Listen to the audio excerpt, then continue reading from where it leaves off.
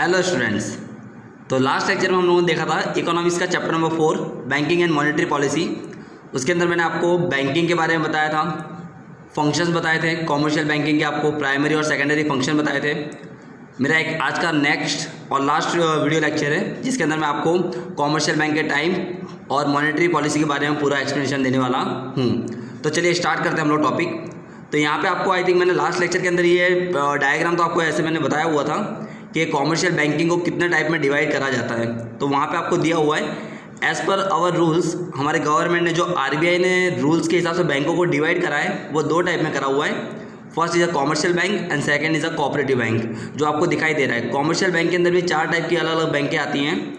First one is a public, second is a private sector, third is a foreign bank and fourth one is a regional rural bank. Public को मैं बोल सकता हूँ government, private in the sense जो क्या है totally private है, जहाँ पे गवर्नमेंट के रूल्स एंड रेगुलेशन नहीं चलते हैं। थर्ड है हमारे यहाँ पे फॉरेन की कुछ बैंकें हैं जिन्होंने हमारे यहाँ पे इंडिया के अंदर इन्वेस्टमेंट करा हुआ है। And fourth one is regional bank, जो हमारे यहाँ पे छोटे छोटे गाँवों के अंदर चलती है, उसको हम लोग क्या बोलते हैं, रीजनल बैंक कहते हैं। एंड लास्ट जो कोऑपरेटिव बैंक है, अब कोऑपरेटिव बैंक के अंदर उसके कोई भी दूसरे सब टाइप नहीं दिए हुए हैं, क्योंकि जो कोऑपरेटिव बैंक है उसको दूसरे किसी टाइप में डिवाइड किया जाता नहीं है। और जो कोऑपरेटिव बैंक है वो क्या होती है, कॉमर्शियल बैंक के साथ अटैच होती है। कॉमर्शियल बैंकों का जो सेकेंडरी वर्क होते हैं, कुछ छोटे मोटे काम होते हैं, वो कौन हैंडल करता है, कोऑपरेटिव बैंक हैंडल किया करती है। आपको यहाँ पे इसका एक्सप्लेनेशन दिया हुआ नहीं है, तो एग्जाम में अगर ये क्वेश्चन आपको पूछेंगे तो ज़्यादा से ज़्यादा आपको 2 मार्क्स में पूछा जाएगा। और 2 मार्क्स में क्वेश्चन ऐसा ही होगा कि which are the different types of schedules bank, तो उसके अंदर आपको ये 2 टाइप बताने हैं। उसके बाद कॉमर्शियल बैंक, यानी अगर आप ये डायग्राम ड्रॉ कर देते हैं तो वहाँ पे आपके 2 मार्क आने के चांसेस बढ़ जाएंगे। क्लियर है? इसका पूरा डीप में आपको डिस्क्रिप्शन पूछा जाएगा नहीं। क्लियर है? चलिए तो मैं बढ़ता हूँ मेरे नेक्स्ट क्वेश्चन पे, मेरे नेक्स्ट टॉपिक पे। मेरा नेक्स्ट टॉपिक है सेंट्रल बैंक। तो अगर मैं आपको बता दूं सेंट्रल बैंक, तो सेंट्रल बैंक के ऊपर से आपको ये क्वेश्चन पूछा भी जा सकता है, रिजर्व बैंक ऑफ इंडिया। या तो आपको सेंट्रल बैंक दिया हो या तो आपको रिजर्व बैंक ऑफ इंडिया दिया हो, दोनों का मीनिंग एक ही है। क्योंकि हमारे यहाँ पे जो सेंट्रल बैंक यानी रिजर्व बैंक है उसको क्या करा गया है, बैंकों की बैंक डिक्लेयर करा गया है। The bank of bank is declare as a RBI को डिक्लेयर करा गया है। क्योंकि हमारे इंडिया के अंदर जितनी भी बैंकें चल रही है सब किसके अंडर में आती है, भले वो प्राइवेट सेक्टर हो, भले वो गवर्नमेंट सेक्टर हो, भले वो कोऑपरेटिव बैंकें हों, हर एक बैंक किसके अंडर में काम कर रही है, हमारे यहाँ पे आरबीआई के यानी सेंट्रल बैंक यानी रिजर्व बैंक ऑफ इंडिया के अंडर में काम कर रही है। ओके चलिए, तो यहाँ पे देखिए सेंट्रल बैंक की हमको डेफिनेशन दी हुई है। The institution charge with the responsibility of managing the expansion and contraction of the volume of a money in the interest of the general public welfare. यानी ये सेंट्रल बैंक क्या है, जो काम कर रही है, it is one kind of institute, जो एक प्रकार का काम कर रही है जिसका काम क्या है, एक्सपांसन करने का एंड कॉन्ट्रैक्शन। एक्सपांसन करना यानी चीज़ों को बढ़ाना, और कॉन्ट्रैक्शन यानी क्या करना, लोगों के बीच में कम्युनिकेशन क्रिएट करना। तो हमारे यहाँ पे जो रिजर्व बैंक है वो यही काम कर रही है। उसने बहुत सारी बैंकों के साथ क्या करा हुआ है, मर्ज हुआ है, बहुत सारी बैंकों के साथ टाई अप करा हुआ है। हमारे यहाँ पे जितने भी बैंकों के जो भी वर्क होते हैं ना, सब आरबीआई के अंडर में आते हैं। एज़ पर आरबीआई रूल हर एक बैंकों को काम करना होता है। अगर कोई भी बैंक आरबीआई के रूल्स के अगेंस्ट में अगर जाती है तो उस बैंक को क्या करा जाता है, उसका जो लाइसेंस उसको क्या कर दिया जाता है, कैंसिल कर दे सकते हैं। ओके, यानी सेंट्रल बैंक क्या करती है, जितनी भी अथॉरिटी है सब किसके पास है, सेंट्रल बैंक के पास दी हुई है। अगर सेंट्रल बैंक को अगर ठीक लग रहा है तो उस बैंक को कंटिन्यू करेंगे, अदरवाइज उसको डिसकंटिन्यू करने का काम, हर एक वर्क किसको दिया गया है, सेंट्रल बैंक को दिया गया है। ओके, इसीलिए सेंट्रल बैंक को हमारे यहाँ पे यानी रिजर्व बैंक को हमारे यहाँ पे क्या बोला जाता है, एपेक्स बैंक भी बोला जाता है। देखिए आपको वर्ड दिख रहा होगा एपेक्स, लास्ट पैराग्राफ में फर्स्ट लाइन में आपको दिया हुआ है, central bank is the apex bank of the country. Apex यानी क्या, सबसे हाईएस्ट, यानी जो हर एक बैंकों का काम कर रही है, यानी हर एक बैंक को क्या करना है, इसकी परमिशन, इसके रूल्स, इसके स्टैंडर्ड के, इसके प्रोटोकॉल के अंदर ही काम करना है। इसके अलावा वो लोग कुछ भी वर्क कर सकते नहीं हैं। ओके चलिए, तो अब मैं चलता हूँ नीचे।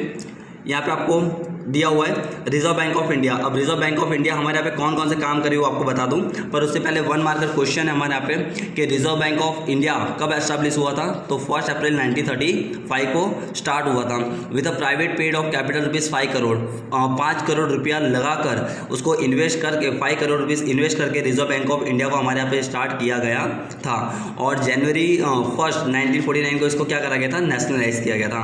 नेशनलाइज यानी इसको पूरी जितनी भी अथॉरिटी है, जितनी भी रिस्पॉन्सिबिलिटी है, सब इसको सौंप दी गई थी। यानी हमारे इंडिया के अंदर जो सबसे पहली बैंक बनी वो रिजर्व बैंक ऑफ इंडिया मानी जाती है।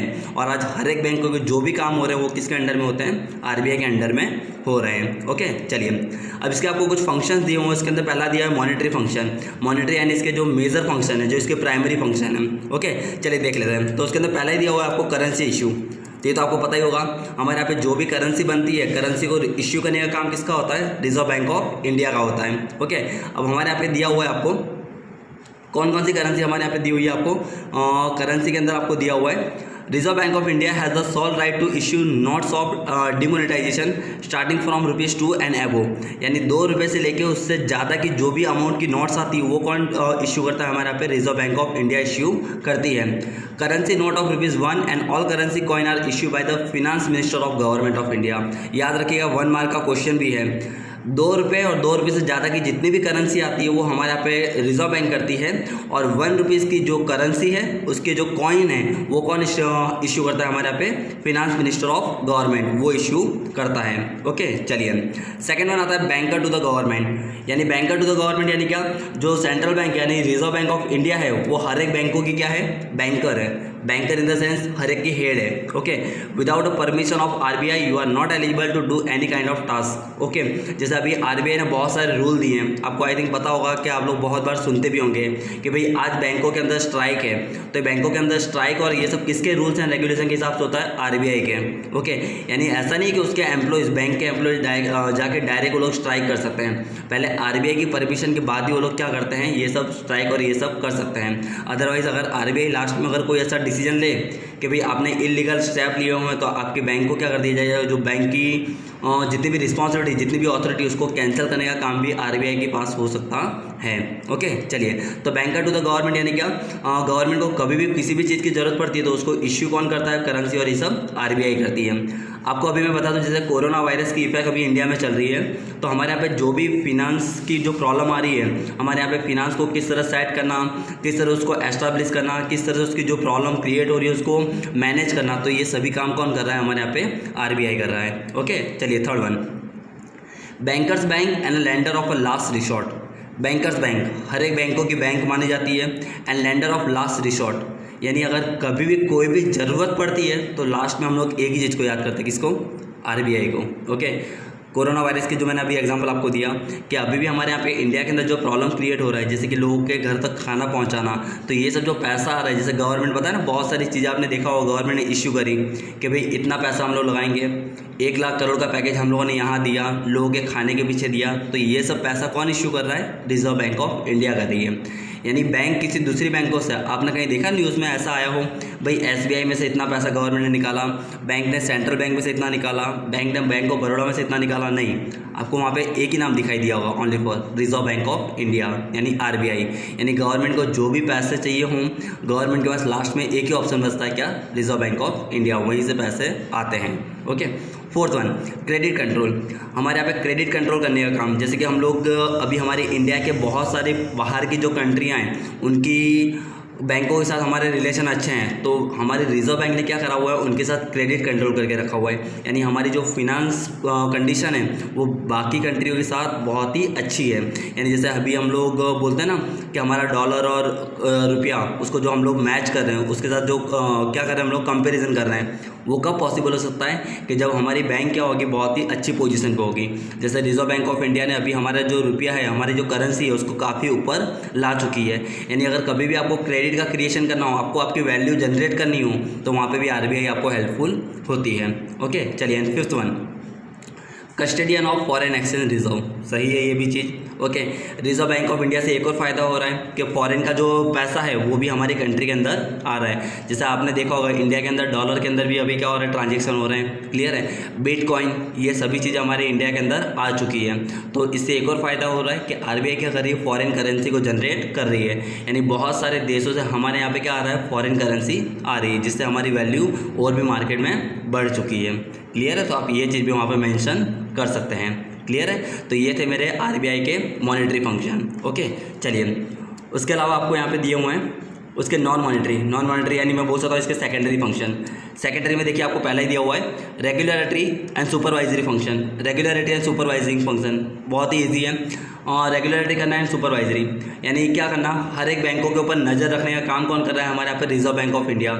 आए दिन आप लोगों ने देखा होगा बहुत सारे इश्यू होते हैं, जैसे कि अभी हमारे यहाँ पे लाइव एग्जाम्पल था एक Punjab national bank PNB, Nirav Modi जो उसके हेड थे वो क्या हुए, पैसा लेकर फरार हो गए। ओके, तो उसके ऊपर जो भी इन्वेस्टिगेशन की गई उसका अभी काम कौन कर रहा है, हमारे यहाँ पे रिजर्व बैंक ऑफ इंडिया कर रही है। यानी हर एक बैंकों को मैनेज करना, किस बैंक में पैसों की ज़रूरत है, किस बैंक को किस चीज़ की ज़रूरत है, वो सब प्रोवाइड करने का काम कौन करती है, रिजर्व बैंक ऑफ इंडिया करती है। यानी हर एक बैंकों के जो डेवलपमेंट से लेके उसको प्रॉपर वे में सेट करना, वो हर एक काम किसका है, रिजर्व बैंक ऑफ इंडिया का है। ओके, चलिए सेकंड आता है प्रमोशनल फंक्शन। प्रमोशनल करना यानी क्या, किसी को आगे प्रमोट करना यानी इनकरेज करना। तो हमारे यहाँ पे आई थिंक अभी आपने देखा होगा हमारे जो प्राइम मिनिस्टर नरेंद्र मोदी जी ने डिक्लेयर करा था कि हर एक सिंगल पर्सन को अपने बैंक का अकाउंट ओपन कराना पड़ेगा। ओके, तो ये सब जो भी काम हो रहे हैं, जो भी प्रमोशनल इवेंट्स हो रही है, वो हमारे यहाँ पे कहाँ पे होती है, रिजर्व बैंक ऑफ इंडिया के अंदर होती है। क्योंकि हमारे यहाँ पे आप किसी भी बैंक में अकाउंट खुलाओ, पर अगर आपको उसके रिलेटेड अगर कोई भी इन्फॉर्मेशन चाहिए तो आपको एक बैंक से वो इन्फॉर्मेशन पूरी मिल जाएगी। कहाँ से, रिजर्व बैंक ऑफ इंडिया से मिल जाएगी। तो देखिए आपको यहाँ पे बहुत सारे उसके काम दिए हुए हैं। RBI tries to create banking awareness among people, encourage branches expansion in a rural area।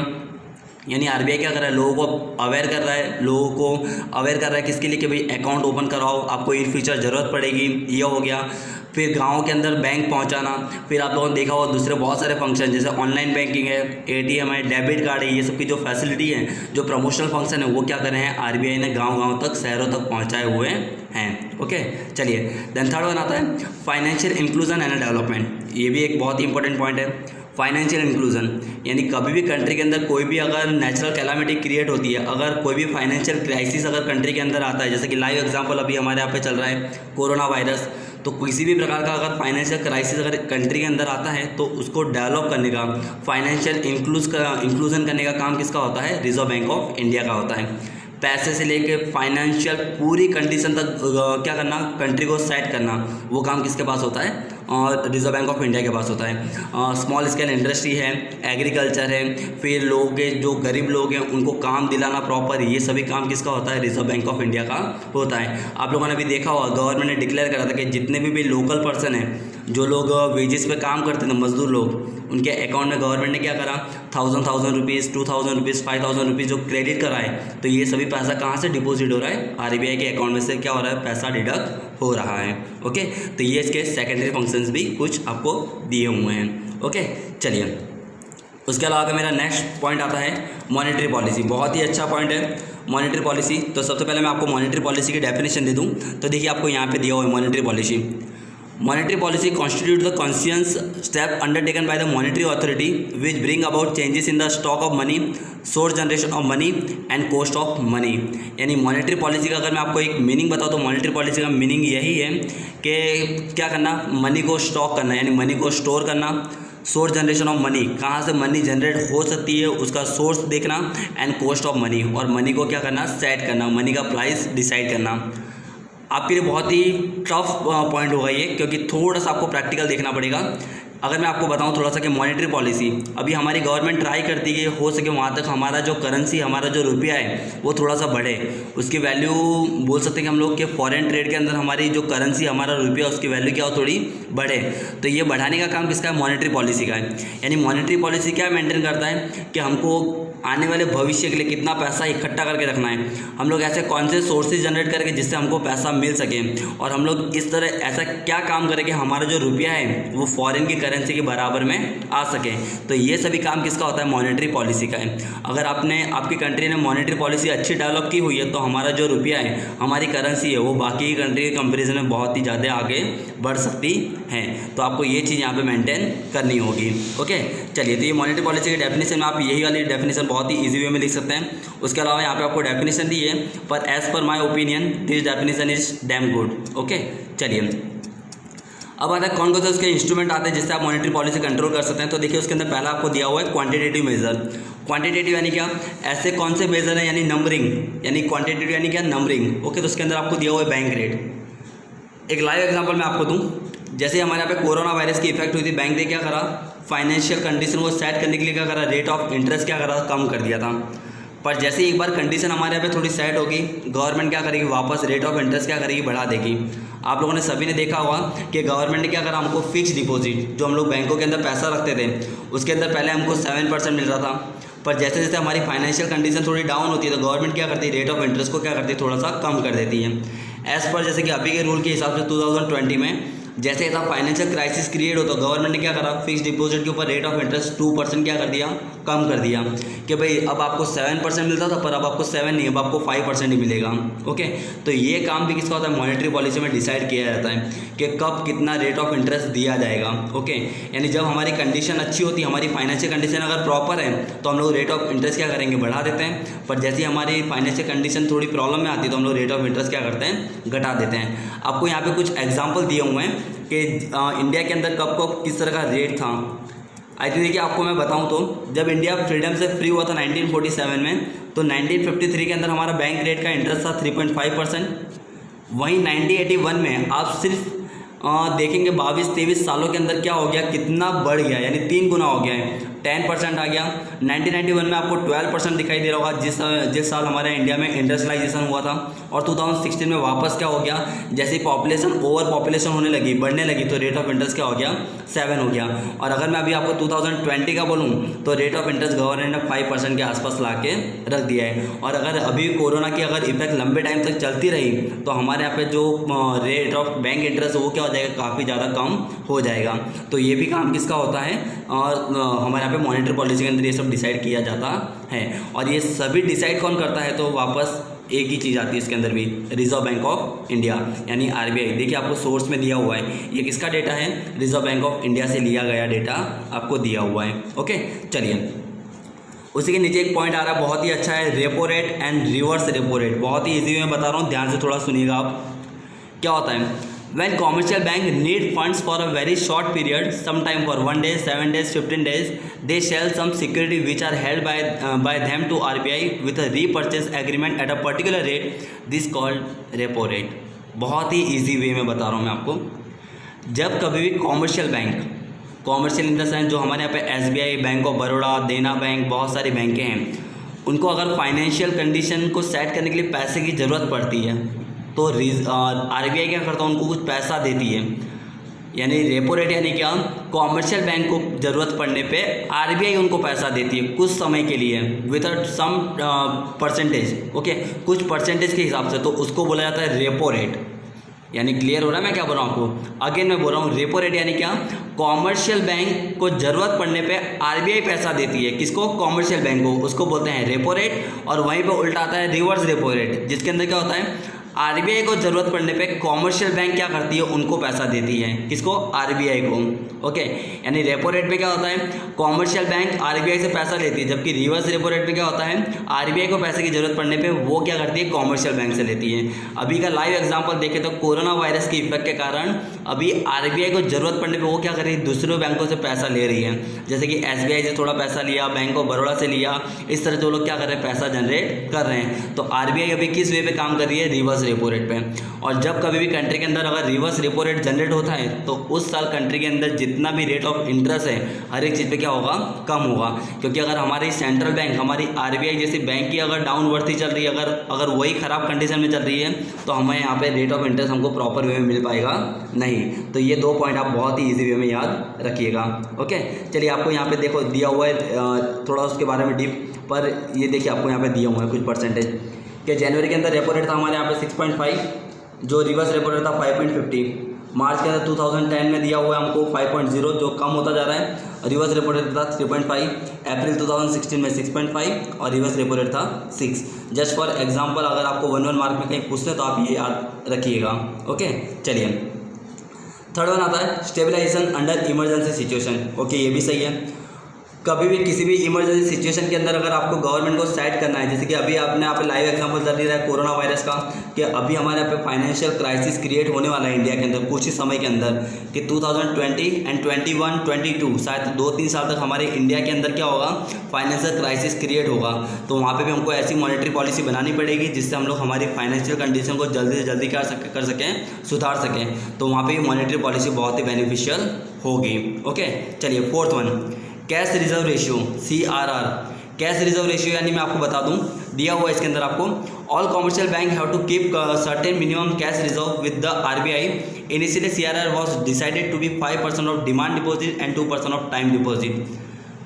हर एक बैंक को आरबीआई के अंदर कुछ पैसा डिपॉजिट करके रखना पड़ता है कुछ समय के लिए। Okay, it is called cash reserve ratio. Cash reserve, reserve in the sense पैसे को बचा के रखना। पैसे को बचाने की ज़रूरत क्यों पड़ती है? क्योंकि कभी भी किसी भी कंट्री के अंदर कभी भी इन्फ्लेशन आ सकता है, यानी रिसेशन आ सकता है, इन्फ्लेशन हो सकता है, कोई भी नेचुरल कैलामिटी क्रिएट हो सकती है। लाइव एग्जांपल वापस वही कोरोना वायरस का। अगर कोरोना वायरस की इफेक्ट अगर एकदम से इंडिया में बढ़ गई होती, ओके, विद इन 2-3 डेज़ के अंदर अगर बढ़ गया होता, पूरा लॉकडाउन बहुत जल्दी कर दिया होता गवर्नमेंट ने, सभी बैंकें बंद कर दी होती, तो क्या होता? हमारे यहाँ पे फाइनेंशियल क्राइसिस बहुत जल्दी क्रिएट हो जाता। अभी भी आपने देखा होगा बैंक ने सभी चीज़ों के ऊपर लॉकडाउन रखा पर बैंकों को बंद नहीं करा गया। क्यों बैंकों को बंद नहीं किया गया? क्योंकि बैंक के अगर सभी टास्क अगर ख़त्म हो जाएंगे, सभी वर्क अगर बंद कर दिए जाएंगे तो फाइनेंशियल क्राइसिस और ज़्यादा क्रिएट हो जाता। क्लियर है? इसलिए हर एक बैंक को क्या करना होता है? कुछ रिजर्व रेशियो रखना होता है, यानी वो लोग हर साल जो भी प्रॉफिट होता है उसमें से कुछ पैसा क्या करते हैं वो लोग आरबीआई के अकाउंट में डिपॉजिट करके रखते हैं, जिससे अगर कोई भी प्रॉब्लम क्रिएट हो तो उस टाइम पे उस पैसे का यूज़ प्रॉपर वे में किया जा सके। क्लियर हो गया? चलिए ये भी आप याद रखिएगा। फिर आता है मेरा 5th one, स्टेटरी liquidity ratio, SLR। स्टेटरी liquidity ratio वापस वही इंडिकेट करता है, यानी इसके अंदर भी कुछ पैसा डिपॉजिट करके रखा जाता है कुछ समय के लिए। ओके, कि इन फ्यूचर अगर कोई भी प्रॉब्लम क्रिएट होता है तो उस टाइम पे उस पैसे का हम लोग यूज़ कर सकें। जैसे गवर्नमेंट को अगर कभी किसी जगह पे लोन लेनी है, कोई बड़ी चीज़ अगर डेवलप करनी है गवर्नमेंट को, तो उस टाइम पे SLR की ज़रूरत पड़ती है।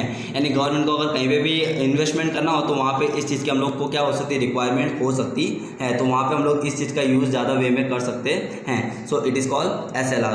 ओके, चलिए, और उसके अलावा फिर दिया हुआ है 6 वन, ओपन मार्केट ऑपरेशन। यानी मार्केट ऑपरेशन यानी क्या? जो अभी हमारे यहाँ पे नहीं बहुत सारे कुछ सेबी आप लोगों ने सुना होगा, security exchange board of India, यानी बाहर के जो रूल्स एंड रेगुलेशन हमारे यहाँ पे हैं, जैसे कि शेयर मार्केट हो गया, ये सबको हैंडल करने का काम भी मॉनेटरी पॉलिसी के अंदर आता है। यानी ओपन मार्केट यानी बाहर मार्केट के अंदर जो भी अलग अलग टाइप के, जैसे कि डिबेंचर हो गया, शेयर मार्केट हो गया, इनको हैंडलिंग करने का काम भी किसका होता है? आरबीआई के अंडर में आता है, तो उसके लिए मॉनेटरी पॉलिसी सेट की जाती है। ओके, 7 आता है stabilisation of RBI account against stock arising from excessive increase और decrease in amount of foreign exchange. Okay, वहाँ पे भी जैसे कभी कभी ऐसा भी होता है कि हमारी कंट्री के अंदर हमारा जो रुपया है, हमारी करेंसी है, दूसरी करेंसी के कंपैरिजन में क्या होती है? डाउन बढ़ती जाती है। ओके, जैसे कोरोना वायरस के इफेक्ट के कारण होगा कि जैसे अभी आपने देखा होगा वर्ल्ड के अंदर, पूरे वर्ल्ड में सबसे ज़्यादा करेंसी किसकी हाई चल रही है? चाइना की। डॉलर भी अभी तो गिर चुका है, पाउंड भी गिर चुका है। क्यों? कोरोना वायरस के इफेक्ट के कारण, यानी हमारा रुपया तो बहुत ही नीचे गए हैं। पर जैसे ही फाइनेंशियल कंडीशन थोड़ी प्रॉपर होगी वैसे ही हमारा रुपया क्या होगा? वापस ऊपर आ जाएगा। तो इस करेंसी को मैनेज करने का काम भी किसके अंदर किया जाता है? तो इसी तरह से करा जाता है। यानी अगर आप मॉनेटरी पॉलिसी अगर प्रॉपर वे में डिसाइड करते हैं तो हम लोग क्या कर सकते हैं? जो हमारी करेंसी जो डाउन हो रही है उसको हम लोग क्या कर सकते हैं? वापस कंट्रोल में ला सकते हैं। ओके, चलिए, और उसी तरह के यहाँ पे इसके क्वालिटेटिव वर्क दिए हुए। क्वालिटेटिव वर्क यानी सिक्योरिटी रिक्वायरमेंट, यानी ये वन काइंड ऑफ सिक्योरिटी आपको प्रोवाइड करते हैं कि भैया आपका पैसा सेफ रहेगा, आपका पैसा कहीं जाएगा नहीं। ओके, जैसे आप बहुत सारे लोन लेते हैं ना गवर्नमेंट से, jewellery, deposit, car, house loan, तो इसके अंदर आपके कभी भी कोई भी प्रॉब्लम जनरेट होते नहीं है। उसके लिए जो सेफ वर्क है, यानी पीछे से बैकग्राउंड में जो भी काम करता है वो कौन करता है? मॉनेटरी पॉलिसी, गवर्नमेंट के अंदर ये सब काम किए जाते हैं। यानी आप कभी भी रिक्वायरमेंट के हिसाब से आप लोन लेते हैं, कार लोन, हाउस लोन, कुछ भी अगर आप लेते हैं तो उसके अंदर आपका पैसा कहीं पे भी आगे पीछे होने वाला नहीं है। तो ये भी आपको उन्होंने क्या दिया हुआ है? बोल सकते हैं हम लोगों ने आपको, उसके लिए भी इन्होंने पीछे से आपको बोला हुआ है कि हम लोग आपके फुल्ली सपोर्ट में रहेंगे। तो ये भी आपको आरबीआई ने वर्क दिया हुआ है। ओके, चलिए, 2nd वन आता है मार्जिन रिक्वायरमेंट। मार्जिन रिक्वायरमेंट यानी आपको बता दूँ कि 2 ईयर के, किसी भी 2 साल के बीच में अगर कंपैरिजन करनी हो कि कोई भी टाइप की अगर मार्जिन क्रिएट होती है, यानी डाउन अप डाउन कुछ भी होता है, तो उस टाइम पे भी आपको क्या होता है? ये हेल्पफुल होती है। यानी कभी भी प्रॉफिट लॉस अगर बढ़ रहा है, rate of interest down up down हो रहा है, तो वहाँ पे आपको ये हेल्पफुल हो सकता है। Okay, 3rd one selling on credit, यानी अगर आपको कभी ज़रूरत हो तो आपको सेलिंग करा जाता है। यानी क्या चीज़ें आपको दी जाती है बहुत ही नहीं, जैसे कि आप कभी कभी इंस्टॉलमेंट नहीं पे कर पाते हैं तो भी आपको मॉनेटरी पॉलिसी के अंदर दिया हुआ कि अगर आप इस महीने इंस्टॉलमेंट नहीं दे पा रहे हैं तो आप बाकी के नेक्स्ट मंथ आप पे कर सकते हैं।